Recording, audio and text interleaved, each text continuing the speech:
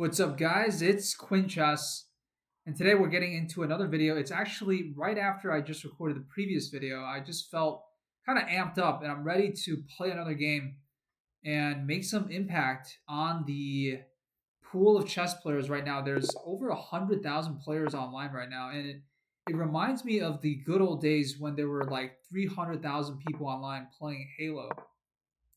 And I am someone who likes to be with the trends of the world. So when I'm part of something that there's a lot of other people doing, it gets me going, it gets me excited. I know there's a lot of people who are very more kind of like counterculture. They like to listen to music that is very like underground, and that they have to dig around a lot to like find the good songs. I'm into some of that as well, but most of the time, I'm a pretty mainstream guy, kind of a vanilla mainstream guy. I'll be completely honest. So, anyways, we are playing a semi-soft structure where I just took on d5, and our opponent is going after our pony on c3 right now, to quote the great Hikaru. And I can either break that pin with queen to c2 or queen to d2. I think queen to c2 is a little bit more active. Um, and it does put our queen on the half open file. He can take on f3, however, but that allows us to open up the g file and potentially open up an attack on his king. So let's go for that. Very, very sharp position early on. Okay, so he is playing g6, but that allows me to play bishop to h6 and cut him off from castling. We might see an interesting situation in this game where both players castle queenside. Oh my gosh, it's happening. Everything is happening. Okay. Now my bishop is misplaced. So I kind of drove him to where I wanted him to go, but now I gotta reassess my chess, reassess my bishop's positioning. Bishop to f4 looks interesting. Let's not get too carried away. Actually, I don't like bishop to f4 because he's got knight h5. Let's just castle first. We have the two bishops, so exchanging off the queens and heading into an endgame would be good for us.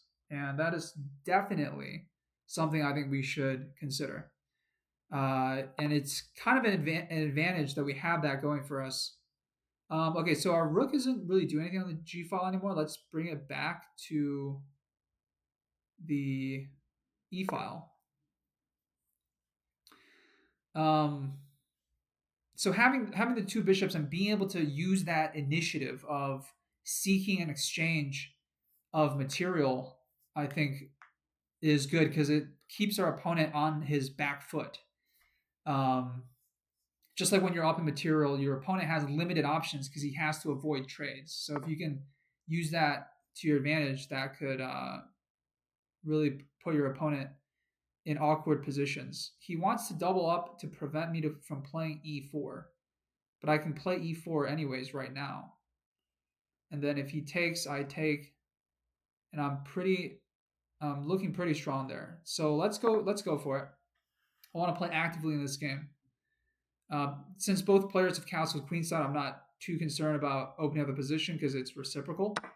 But you still got to be careful and watch out for tactics. Okay, now we got the monster pawn center here, and we can support it further with f3, which also limits his knight's mobility to g4. I like to draw different colored arrows. Isn't that innovative? Okay, so he goes the other rook to e8. I feel like e5 is a little bit weakening. There's no reason to play that right away. Let's just solidify with f3 and kind of slowly put the clamp on the position. This bishop needs to be improved somehow.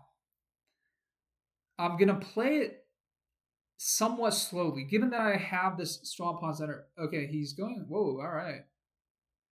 I like that. I like to see that feistiness. I don't like it too much, though. So he also has to keep it under control. think I have to play bishop d2. I'm getting a little bit down on time, so I got to be careful here. Now I'm threatening to take. So he has to take on c3. Okay. I was right about that. Is b takes c3 too much? Is it a little too cocky? I think it is. I think we're just playing very intuitively right now. But I think b takes c3 is a little bit too cocky. So he does trade off our two bishops, so good for him for getting that down. And now in a situation where a lot of material has come off the board, um, our big center doesn't make as much of a difference. Okay, he played that move. I also have bishop c4, but he has a check, and then I can move my king, and then the rook's attacking the queen. So let's go for that. I'll be honest, I didn't see that, but in hindsight, it might not be that bad with king to d2. If I go king to c2, he has queen a4 check. But I guess I have b3 in that case. So maybe both would have worked. Anyways, I digress. Okay, he just, wow, sacrifices his queen. That's very aggressive. Is there a trick that I'm not aware of?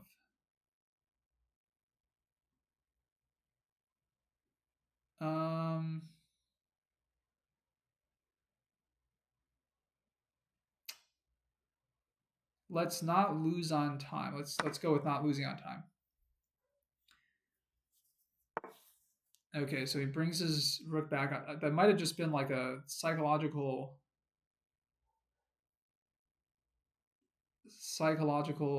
attack.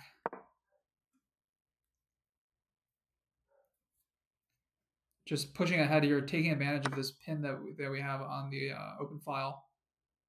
And now I have a discovered check that doesn't really lead too much, but it sounded cool. Okay.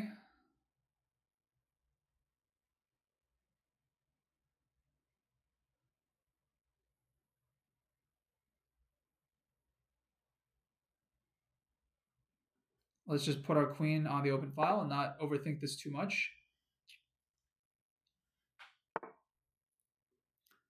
That's sensible. And I'm just gonna try to get our king out of a pin situation on the d file. Really gotta pick up the pace and make moves quickly here. And not overthink, not get my head into the game too far. Okay, so he takes. And I just take back with the queen. There is no pin on the d file yet.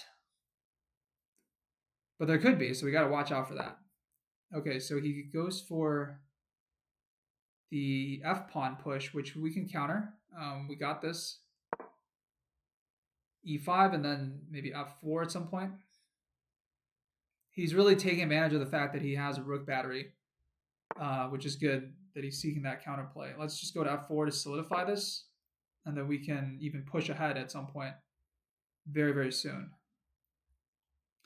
That reminds me of daily dose of internet. Okay, so he goes rook to e6.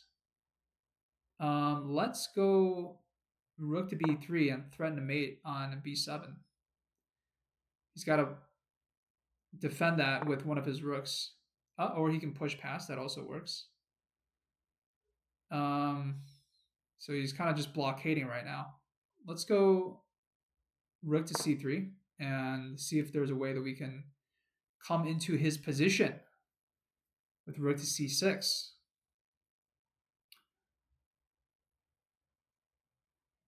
Laniaquia. Okay, let's go rook c6. Just try to trade off material, and once I have a rook against the queen, it'll be much easier to play. He can throw in a check on d8, but I will go to e2. And then I'm also thinking about pushing this pawn.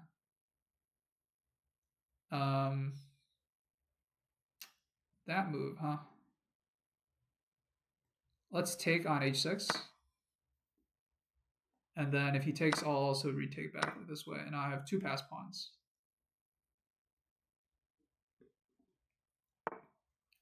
And let's push both of them.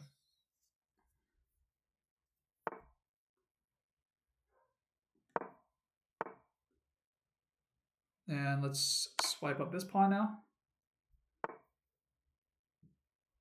And this pawn too. That's the good thing about having the queen in the endgame. It can gobble things up very quickly. Gobble, gobble.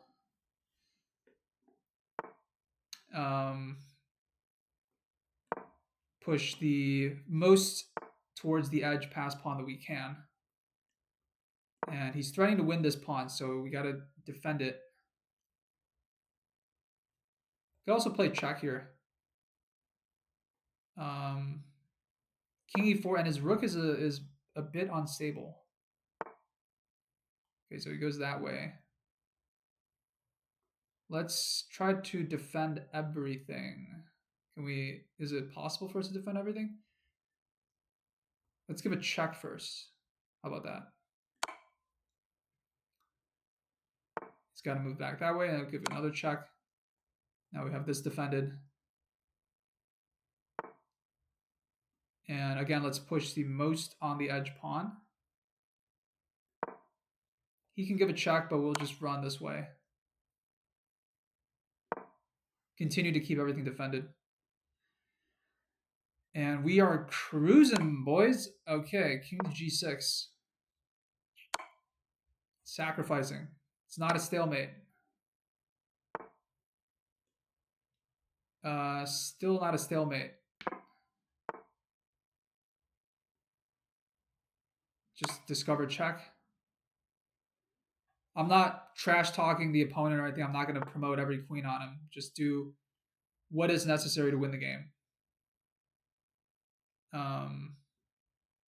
Let's go queen to c3.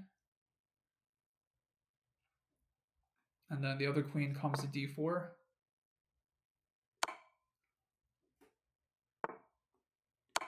And then we'll have mate on a3. Good game. Let's take a look at the analysis.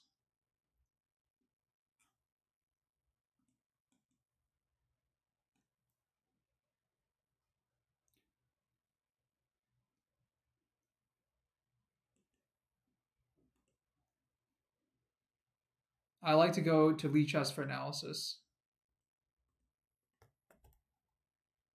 And the reason for that is because I'm a cheap bastard at the moment and I refuse to pay for the diamond membership on chess.com.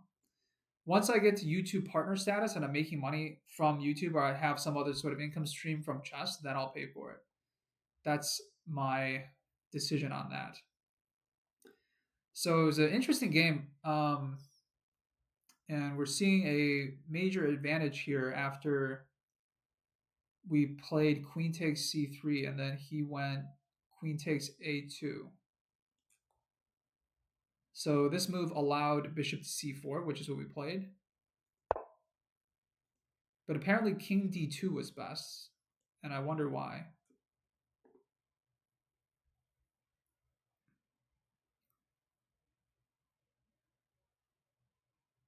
King d2, knight e5, d takes e5, rook takes e5. What's the point of king d2?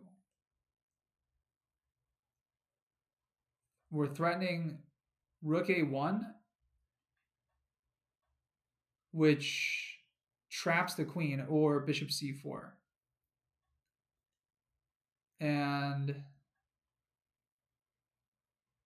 if he tries to get away with, I don't know, queen to a4, then we still play rook a1 because his queen is so trapped that even going to a4 doesn't get him out of it, which is absolutely just astonishing.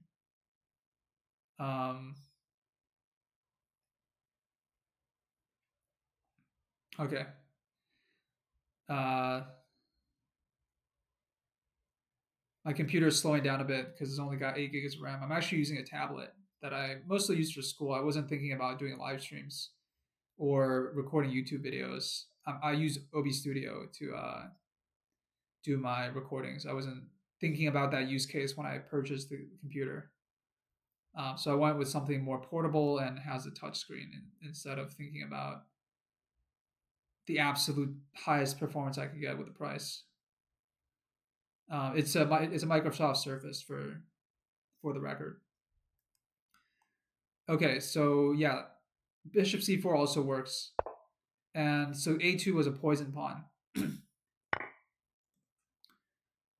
And I had quite an advantage here, but I apparently tossed it away. So here, playing Bishop D2 prophylactically would have been better, but instead I played F3 to solidify the center, which the computer also doesn't hate.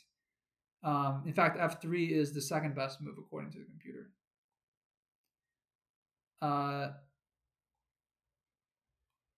So I guess even the computer was willing to get rid of the two bishops advantage at some point. Okay, this is a key position. If you remember, we were talking about this. It was like, should I play b takes c3 or bishop takes c3? And I said b takes c3 was too cocky. Well, Stockfish is cocky, and Stockfish really likes that move. So after b takes c3, keeping the two bishops on board, bishop a3 check, king b1, c5, and then the king runs to a1 with ideas of playing rook b1, and this position is totally okay for white. Okay, interesting. All right, so I think most of you guys will be seeing this. Oh, I'm sorry, I didn't switch the board over.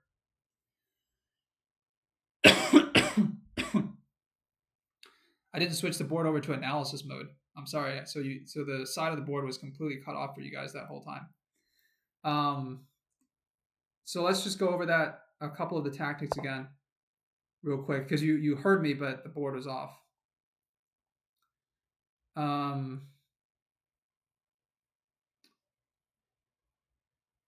So here he blundered after queen takes a2, and we had the idea even before that, even before bishop c4, we had the idea of playing king d2 because rook a1 is so crushing that it actually completely traps his queen. Whereas bishop c4 allows him to get away with queen to a4, and then we can just take the rook on e6. So king d2 threatening rook a1 wins more material is the idea behind that move. And then here we had an advantage, and the computer liked bringing the bishop back to d2.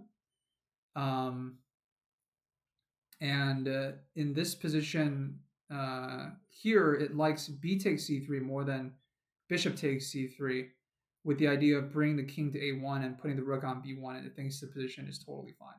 Okay, so that's the end of that position. Again, I'm recording this.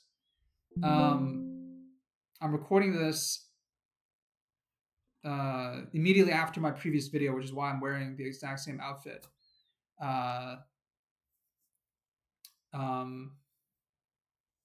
Because I was, kind of in the mood to play more chess, and we got a good win out of it. I think it was a good game.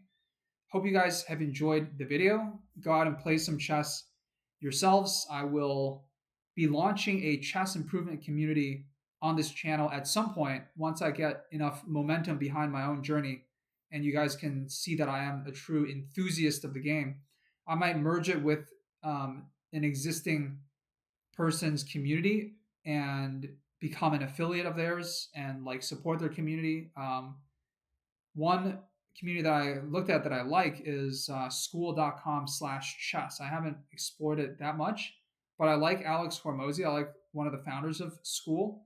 I think it's a great platform. So I think there's already a couple hundred members in that community. They were able to get like a good domain name there. But we'll see. First, I got to warm up my audience a little more, get more subscribers, and also, like I said, get more momentum behind this chess improvement journey that I'm on. And I'm like a lot of you guys. I don't do chess full time or anything like that. I don't think I ever will. I'm just playing chess on the weekends, and I take about an hour to record these videos on a daily basis. So if you enjoy watching them, go ahead and give me a subscribe, and I will see you guys tomorrow.